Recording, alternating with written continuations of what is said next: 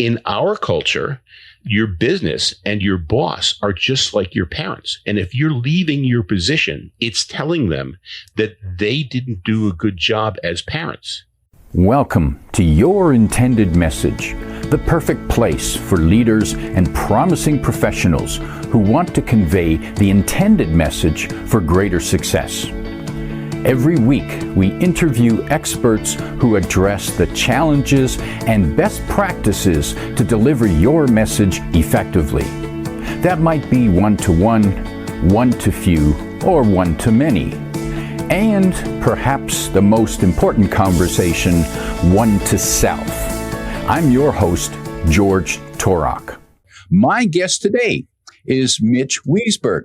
Here's 3 facts that I think you should know about Mitch. 1, in the 1980s and 90s, Mitch started and ran a company that trained hundreds of thousands of people how to use computers. And that company grew to over 130 employees. 2, Mitch started working with mind shifting in 2017 when he developed a 2-day workshop for undergraduates to learn how to be resourceful, resilient, and collaborative. And he received standing ovations each time he taught that course. And 3, Mitch and his wife have had over a dozen exchange students from all over the world who lived with them while attending a year of high school and still sees and talks to practically all of them. What a wonderful experience for those students. Mitch Weisburgh, welcome to Your Intended Message. George, thank you so much for having me. Looking forward to talking with you. Delighted to be working with you. And I'm curious about hosting those foreign students in your home for a year. I imagine that gave you wonderful insight into how people from other cultures, other countries, other languages perhaps, how they think and how they communicate. Was that helpful to you? So the whole thing was such a rewarding experience. And to see these kids, many of whom are now adults, embarking on their careers has been fantastic, and maintaining friendships with them. I think, one of our first exchange student was from Thailand. And in the Thai culture, you never make another person mad. You never make another person wrong. And so having a person live with us who did everything possible to make us feel that whatever we were saying was right. Do you like this? Yes. What do you want for dinner? What would you like for dinner? And living with that at the same time as our son, who's now a lawyer, he would argue with the stop sign. So here's a person who is looking for an excuse to have a debate with somebody. In the morning, they would, Win would say to our son, good morning. And our son would say, what's so good about it? And Win would say, well, some people will say it's good. How are you finding it? And Herbie would say, make up your mind. It's either a good morning or a bad morning. Which is it? And the day would proceed from there. And after about, a month or two, they kind of knew each other, or they did know each other, but they continued that joke then for the entire rest of the time that Win was with us. And the experiences with people from Latin America, from people from Asia, China, Europe, South America. I mean, it's, to be able to live with people of different cultures, and you don't initially know, is it because they're different people? Is it because they're from different families? Is it because they're teenagers? Or is it because the culture is different? And so you're always kind of assessing, is my message getting through the way I want it? Am I receiving their message the way they want it? And being able to adjust. What a wonderful learning lab that must have been. I applaud you for being so bold and generous with your time and your household. Wow. And now we have a Brazilian tennis pro living with us for the summer. So it continues. That's fabulous. My wife forbid me to have any more exchange students. So technically he's not an exchange student, right? And sometimes, Mitch, when it comes to understanding how we communicate, it helps when we encounter or try to communicate with someone who has a completely different way of looking at the world, as your son and this student from Thailand did. And the for the two of them, that must have been wonderfully memorable and enlightening. Yes. And so just a different story. This is with our Chinese daughter, who actually is living in the U.S. right now. But she was back in the U.S. She'd already graduated high school and was in college when our son graduated college. And she came with us to his graduation, and we're in the car. And I said, so Herbie, now that you're done with college, what do you think you're going to do? He says, I think I'll be really good in international business. And from the back seat, our Eva, our Chinese exchange student daughter, says, well, what makes you think you'll be good in international business? He says, well, I've lived in different countries. I've attended schools in different countries. I've studied, and I've always been interested in business. And I think that I would be really helpful in international business. So then she says, well, okay, then let me ask you a question. Let's say that you're in China and you're working and you find a better job and you decide to leave your job. What do you tell your boss? So just, if you think about it for a minute, okay. And then he says, well, okay, I would go to my boss and I would say, I want to thank you for everything you've done for me. I will always remember this as my start in business. You've taught me a lot. I will always owe you, and I'll think very highly of you.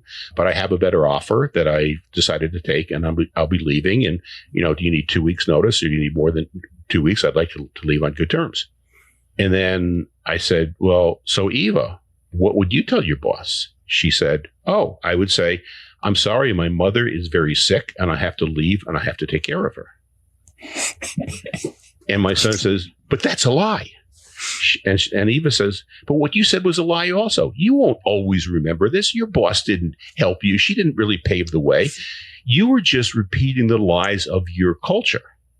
In our culture, your business and your boss are just like your parents. And if you're leaving your position, it's telling them that they didn't do a good job as parents. And so if you have a sickness and you have to take care of your mother or something, that's perfectly understandable. But if you're leaving for a better job, that's an insult. And Herbie says, but they know you're lying. And Eva says, but your ex-boss knows that you were lying when you were telling it to her also. If you're going to work in another country, you have to understand the lies that everyone in that country follows.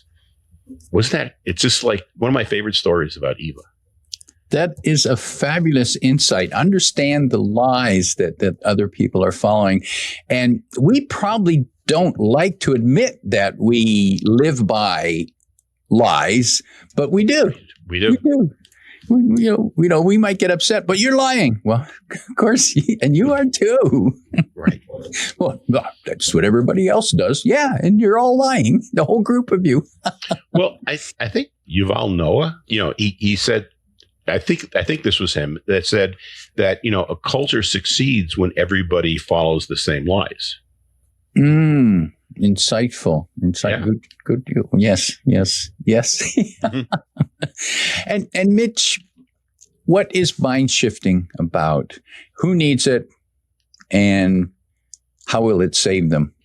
So mind shifting is about really three different things. It's about resourcefulness, resilience, and collaboration. And the way I think of resourcefulness is the ability to tap into those resourceful areas of your brain, the ability to think creatively, think critically, executive function, to be able to connect and have empathy for people.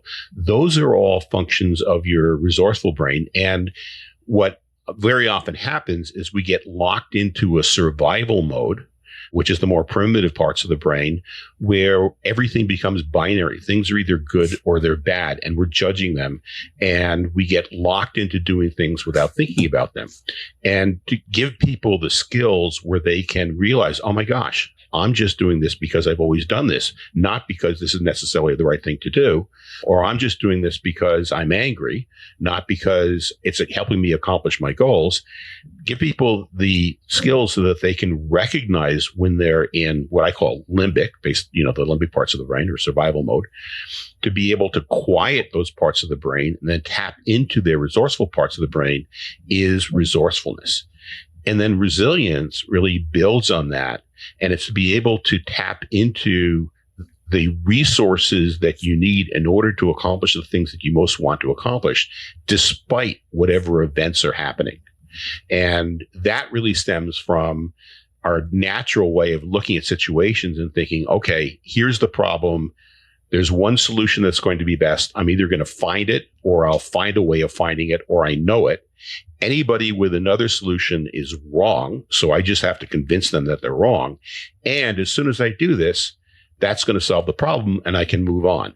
And every single part of that doesn't work for most things. I mean, sure, there are clearly simple things like, if I'm thirsty and there's a glass of water next to me, reaching for the glass of water and taking a sip is, that's the one right answer. But for many things, there are more than one right answer, and you need expertise and you need more information in order to come up with one of those right answers. And what's less important is the thing that you do. What's more important is that everybody's on board with the thing that you do. And if you approached issues from the standpoint that there are likely going to be multiple ways of doing things, the whole tenure of meetings changes from we should do this versus we should do this to let's just look at the trade-offs, and it doesn't really matter which one we do, but everybody let's be on board with one of these. And then there are situations where nobody knows the right answer. And I think COVID was a prime demonstration of where we mistook a situation as there will be a right answer for a situation where nobody knew what was going to happen. We didn't know how COVID spread. We didn't know how serious it was.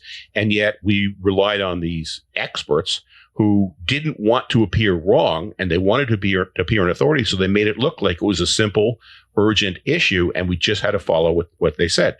Whereas when you're dealing with those types of issues, the way you need to deal with them is by experimenting, trying different things so that you can get the information from that and choose what to do next. And so this whole demeanor of looking at situations and I'm going to do this, oh, it failed, and then try to find blame, changes from I'm going to do this, I'm going to take a look at the results, and then I'm going to figure out what I'm going to do next. And so that the way of dealing with complex issues is very different from simple versus complicated. And then there are actual times where there's an emergency where the number one thing is to get to safety. That your house is burning. You need to get out of the house. You can't worry about, gee, I wonder how I should rewire the house so it doesn't catch fire next time. Okay. So that you can deal with that after you're all safe. But number one is safety. And then we have people who are in leadership positions. In order to get their will across, what they're constantly doing is they're preying on our fears and making us believe that situations are urgent so that we lose our ability to be resourceful and all we do is follow them. And so understanding those different types of situations and different ways to react and different ways to prepare is what I call resilience. And then the collaboration part of it is, predicated on the fact that whatever we're going to be doing and however noble our intentions, there are going to be people who disagree with us. There are going to be people who get in our way. There are going to be people who try to compete with us, who try to harm us. There's going to be people that we don't like. And our natural mechanisms for dealing with that, most of them don't work. Some of them work short term. Some of them actually make the situation worse. But there's 50, 60 years worth of research on what really works. And it's a lot of them are based on rapport, but a lot of them are based on flexibility. And so understanding why what we're doing in dealing with conflicts doesn't work, and how to recognize those situations, understanding then the 5 different styles of dealing with conflict, understanding how to fit the tools with the correct style, and then understanding how you develop a mindset that's open as you're using these different styles and as you're deploying the different tools, allows you to collaborate in order to accomplish goals that basically everybody engages in and motivates everybody involved. So it's, resourcefulness, resilience, and collaboration of the three parts. Mitch, that sounds like, and when you say it, it sounds like a logical progression, a logical way to work. However, I'm guessing that it gets sabotaged. What gets in the way? What are the obstacles people need to get by? So there's different obstacles at each level. Okay. The obstacles at the resourceful level is that in our own brains, our survival brains basically come to decisions in like hundredths of a second. They wake up in 2/100ths of a second. They cycle through different things, and the decisions of what we're going to do or what we're going to say, those decisions actually get made in our emotional centers. Like, this is good, this is bad. Okay. Well, our resourceful parts of our brain tend to wake up in 2 to 3 seconds. So very often, without even thinking about it, subconsciously or unconsciously, we've come up with what we're going to do. And once we've come up with what we're going to do, our resourceful parts of the brain, their main job is to defend what we've already decided. And so they come up with rationalization. So most of the time, when you ask a person like, well, why did you go to this college? Why did you take this job? They'll come up with a rationalization. But the reason really is that somehow or other, in 99% of the cases, their survival system came up with, oh, I could attend this college. Then their emotional parts of the survival brain said, yes, let's do that. And then what kicked in was the prefrontal cortex later on and said, okay, so here's the reasons why you came up with that. And that's what we give. So from the standpoint of being resourceful, it's the ability of our limbic brain to sabotage the things that we really want by coming up with different actions and trying to keep us safe, because the number one thing that the survival brain wants us to do is to survive. So every time you try something new, you're kind of risking something. So if it can get you to stop trying new things, it can, quote, keep you safe, quote, even though technically that ends up not being so safe. And so we all have this part X is a common term for it. Part X that basically makes us miserable by telling us that we can't be doing new things. Let's say you're in a group and you're thinking, you have a job and you're thinking, well, gee, do I stick it out? I'm not really happy. Do I leave? Do I talk to my boss? And so let's say you have those 3 choices. Part X, when you say, well, I'm going to stick it out, part X will say, yeah, that's why you're never going to you're never going to advance, because you're never willing to do anything. You just stick with what you're doing. And this means that all these things that you think that you want, you're never going to have. And then if you were to think, well, gee, something, I'm going to talk with my boss. And they're like, yeah, right, that's going to work. Every time you talk to the boss, you get angry, your boss gets angry. This is just going to be one of those. You might even get fired for talking to your boss. Yeah, something, you just stay in your hole, stay with the job, and realize that you're never going to amount to anything. And then if you choose like, well, something, I'm going to start looking for a job, that part X, and even though you only have these 3 choices, right? The part X is going to say, oh yeah, that's right. You never stick with anything. You're always moving on to the next great thing. Just if you stuck with this a little bit longer, things would probably work out. But no, just like you always do, you move on to the next thing, you leave things undone, and that's why you'll never amount to anything. So we all have that part X, and that's, a big part of our survival brain, our limbic system. And basically, when we learn to laugh at that part X, it gives us back the power. It's like, oh, that's my part X trying to make me miserable again. Thank you for warning me that this is a danger, but something, I don't have to listen to you. And, learning how to do that allows you to move on. That part X, I'm guessing, is part of why some people feel that imposter syndrome. Exactly. George, you hit it exactly right. So it's criticizing because your parents or your teachers aren't around anymore. So your brain is doing it to you. Yep. Yeah, that's it. That's exactly what happens. I can't do this. I'm not good enough. All those are coming from that part X. Okay, Mitch. So it's a mess inside my head. And you've just pointed that out.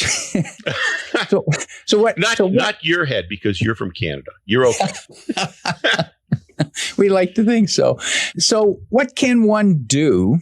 Is there a pattern? Is there a mantra? Is there a set of questions? How do we get the conflict in our brain to work together? Well, so, I wrote a book on that. I teach a course primarily for educators, because my goal is to reach the educators who can then reach the kids and train that next generation how to think that way. But, in the book and in the course, there's like 30, 40 different things. But a lot of it is what I call the self-commander, which is, first of all, the ability to recognize when we're in that mind frame. And sometimes that's enough. Okay. Right. So you realize like, oh my gosh, I'm in limbic mode. I don't have to be in limbic mode. And that might be enough to get you back into resourceful mode. And then the second thing is positive self-talk. And positive self-talk is not just like, you can do this, go ahead. That kind of causes the survival brain to fight back against it. It's really more like talk that opens yourself up. Like, perhaps I can, like, I wonder what else I could do. I wonder what other alternatives there are. Gee, have I ever faced obstacles before and overcome them? Is this just like those other cases? So positive internal dialogue is a second way.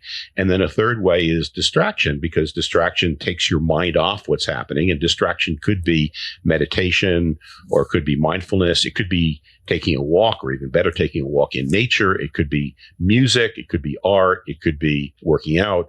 But something that that kind of calms down that survival brain, and then allows you to, once it's calmed down, to then access your resourceful parts. And sometimes in the short run, you can't do it yourself.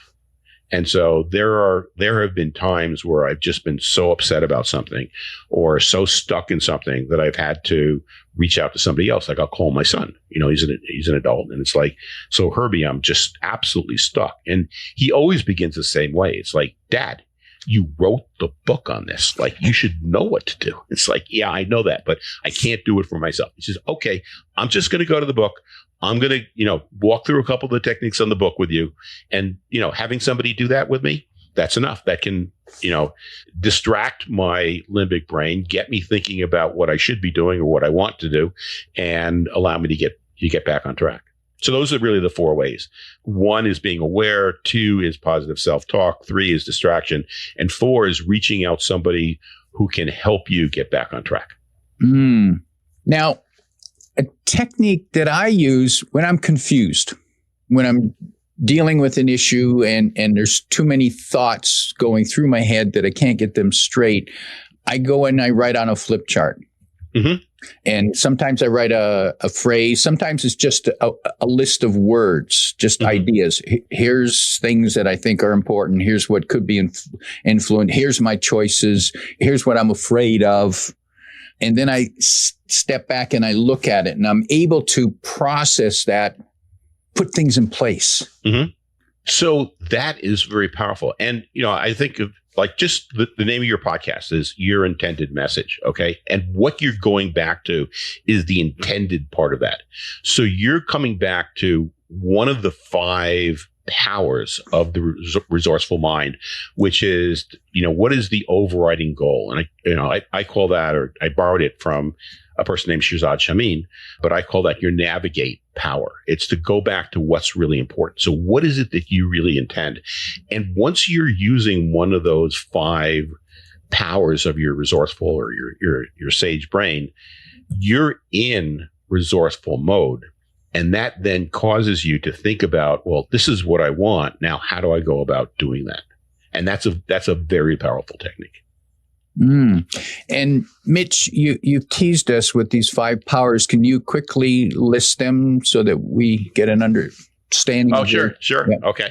So, right. So I said there's 5 powers. And so one of the powers is empathy, connecting with others. And so when you're thinking, I'm dealing with this other person, and all I want to do for right now is connect and understand that person, then all the things about competitive, trying to be tied to outcomes, that puts you in a sage frame of mind. A second one is exploration. Okay.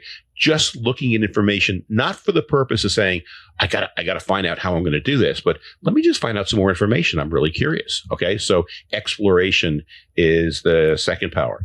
A third power is innovation. And it's not, a lot of people, it's like, oh yeah, we're going to innovate. I have this idea and I just need to get everybody to do it.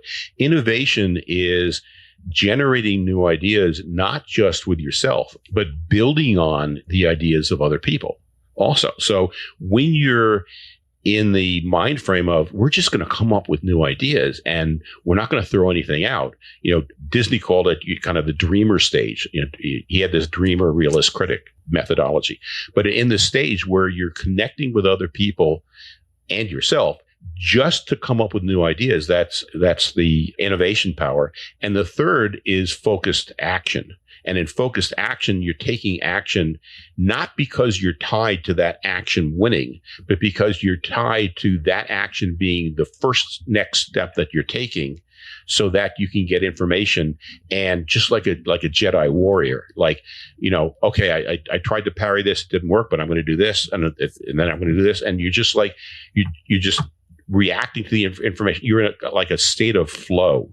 What Mikhail Csikszentmihalyi from University of Chicago or Northwestern, sorry, now I can't remember, but what he used to call is the sense of flow, where you lose track of time and you're so focused on your acting and reacting over time. That's the fifth one. Okay, 5 powers. Mitch, for people who'd like to know more about mind shifting, your book recently published, Mind Shifting, and... So it's Mind Shifting, Stop Your Brain from Sabotaging Your Happiness and Success is the first book. That's the one that's published. I'm not sure when we're going to drop this, but the second book will be out the end of October, and that'll be Mind Shifting, Conflict, and Collaboration. Okay. And that's, how you deal with people who are trying to oppose you, and actually, so a lot of what you do in your attending message is like, you're trying to help people build messages that achieve an effect. Okay. And in your coaching, so in conflict and collaboration, it's like, well, whenever you're talking to people, or interacting with people, you're probably trying to have some effect. How do you make sure that effect happens in a way that benefits both people? So that's the conflict and collaboration book. And people can access me or my writing. I have 2 websites. One, mindshiftingwithmitch.com, which is my main website that explains the different things that I do. And then mindshiftingwithmitch.blog is my newsletter. And so you can see writings on the different subjects, and you can sign up if you want to receive email notifications. And you can find those links in the description below. Mitch, you have a bold ambition. What is that? Well, so my mission is that if a critical mass of people understood how to be resourceful, resilient, and collaborative, first of all, they would live better lives. They'd be happier, they'd be more productive. But a critical mass will start moving us to really solve all these issues that we face where we're just very divisive and we're conflicting over them. So arbitrarily, I picked the number 5 million. We have 8 billion people on the planet. If we had 5 million people who were all resourceful, resilient, and collaborative, we would be able to band together and start moving us in the directions some directions that we need to go. And there's not just one. There's many different things that we could try, but we'd actually be making progress rather than stalemating the way we are now. That's my mission, 5 million people. And anybody who can help that, one way, I think these techniques benefit anybody. They can benefit you as you're trying to communicate. They can benefit you as you're trying to run a business. A lot of the people who read it find it really helps with their families, with, their spouses, their children, their parents. But the way I'm attacking it also is in my courses, I'm trying to teach teachers. And so any way that I could reach more teachers, if anybody has any ideas or anybody can introduce me to people who allow me to introduce courses to more teachers, that would be very helpful. Mitch, as we prepare to wrap up, imagine you're talking with a team leader and they're looking for ways to use these ideas within their team. Mm-hmm. If you could offer them 1, 2, or 3 pieces of advice to this team leader to help them nurture this type of team thinking and working together, what might that be?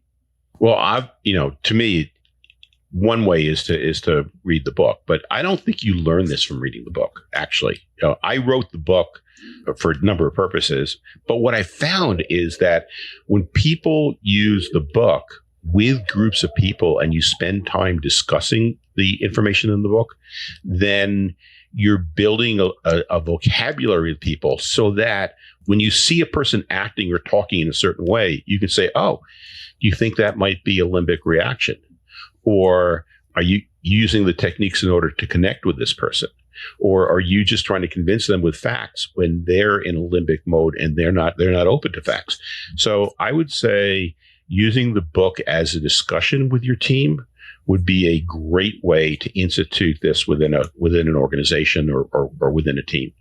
If, there's other people who were trying to get similar messages out, I think if you wanted to take one message, and that message from me would be that your brain is a lot more powerful and can accomplish a lot more than you think it can, if you can quiet your survival brain. So the number one thing is to be able to recognize when you're in survival mode.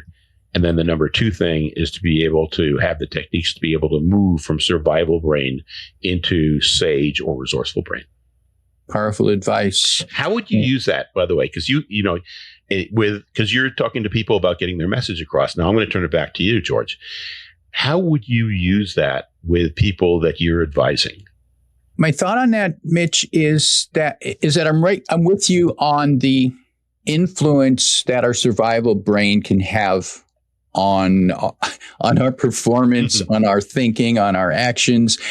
And my advice would be that, as you're saying, to become aware of the narratives that we're creating within our mind to explain what we don't understand or haven't taken the time to understand, that's getting in the way of us sending a clear intended message. Because I've noticed that when we don't understand something or when something happens, the first thing we're trying to do is to form a narrative so that we can tell ourselves, oh, I understand this. I got this. And you're totally wrong. You're messed up. Yep. And that's just our brains because we're human. Yep. And you know what? It's easier to notice when that happens in other people, harder to see it in ourselves. Right. I can see it happening in my wife all the time. The fact that it happens to me too, I may not notice that, but right. Which is why, as you pointed out, there are times when it is so helpful to have another person who you trust and respect, who can point out, even if they're repeating your own words back to you, and suddenly you go, oh, yeah, he's got me there. It's funny as you're saying that, because somebody asked me recently, like, well, you talk about self-awareness. When did you become self-aware that you're very often wrong? And my answer was, well, I've been married for 40 years. And right after I got married, I didn't need to tell myself because I had somebody telling me all the time. that can be such a powerful reminder that we aren't always right, even when we think we are. Yeah. My guest today is Mitch Weisburgh, reminding you to get a hold on that survival brain and tap into your resourcefulness, resilience, and collaboration. If you like what you heard, tell your friends and post your 5-star review on Apple Podcasts, because that helps more listeners find us. Come back every week for more practical insights to help you deliver your intended message. I'm your host, George Torok.